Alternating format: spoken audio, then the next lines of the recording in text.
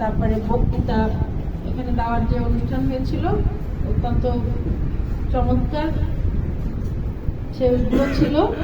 তোমাদের ভিতরে যে প্রতিভা, জুলাইকে নিয়ে যে স্বপ্ন, সেগুলো বাস্তবায়নের জন্য তোমাদের যে চর্চা, এগুলো আসলে আমাদের মনে রাখার মতো। এই প্রতিষ্ঠান দেশ যতদিন থাকবে তোমাদের এই স্মৃতিগুলো স্মৃতির অক্ষরে গেঁথে রাখবে। তোমরা এতক্ষণ কিন্তু আমাদের যেসব বক্তা এবং ছোট মেয়েরা যেগুলো বলেছে তার ভিতরে থেকে কিন্তু জুলাই অভ্যুত্থানের সমস্ত কথাই বের হয়ে এসছে। এখানে কালাম স্যার, আশরাফুল স্যার, আমাদের মিরাজ স্যার এবং আমার স্নেহের শিক্ষার্থীবৃন্দ, কবিতা এবং বক্তৃতার ভিতরে সবকিছু ফুটে উঠেছে।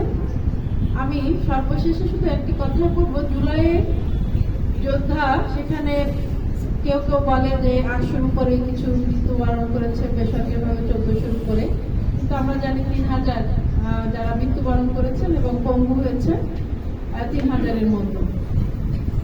এই যারা এই কাজে অংশগ্রহণ এই দিবসটাকে যাদের জন্য হয়েছে তাদের আত্মার মাগফিরাত কামনা করি এবং যারা পঙ্গুত্ব বরণ করেছেন তাদের প্রতিও আমাদের শ্রদ্ধা নিবেদন করছি।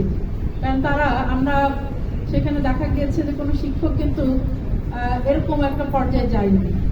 কারা গিয়েছে? এই তোমাদের মতো বাচ্চারা। তাহলে আমরা বুঝতে হবে যে এই বাচ্চারা, তোমরা যারা গিয়েছো তাদের কি ছিল? বৈষম্য বিরুদ্ধে প্রতিবাদ ছিল, সেটার জন্য কিন্তু প্রায় মারা গিয়েছে এবং পঙ্গুত্ব বরণ করেছে। তোমাদের থেকে আমরা শিখি যে এরকম কোনো বৈষম্য, এরকম কোনো স্বৈরাচার হলে তোমাদের সাথে যেন আমরাও যোগ দিতে পারি, তোমাদের সাথে যেন আমরাও মৃত্যুবরণ করে দেশটায় আমাদের নাম লেখাতে পারি। আর আমরা যারা এখানে আছি এবং আমরা তোমাদের মাধ্যমে এখানে যতজন আছে, বৈষম্য এবং অন্যায়ের বিরুদ্ধে যারা করেছে তারা কি জুলাইকে প্রতিষ্ঠিত করেছে কিসের জন্য? একটা সুন্দর দেশ গড়ার জন্য।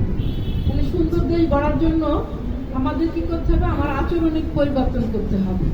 আমার আচরণের ভিতরে যেন এমন কিছু প্রকাশ না পাই যেটা দেখি শিক্ষকরা অসন্তুষ্ট হবে বা শিক্ষকরা মনে কষ্ট পাবে, এবং আমরা আমাদের জায়গা থেকে আমরাও যেন এমন আচরণ না করি যেটা দেখে ওদের কাছে হয়তো প্রকাশ করতে পারবে না, কিন্তু মনে মনে বলবে যে এটাও একটা বৈষম্য।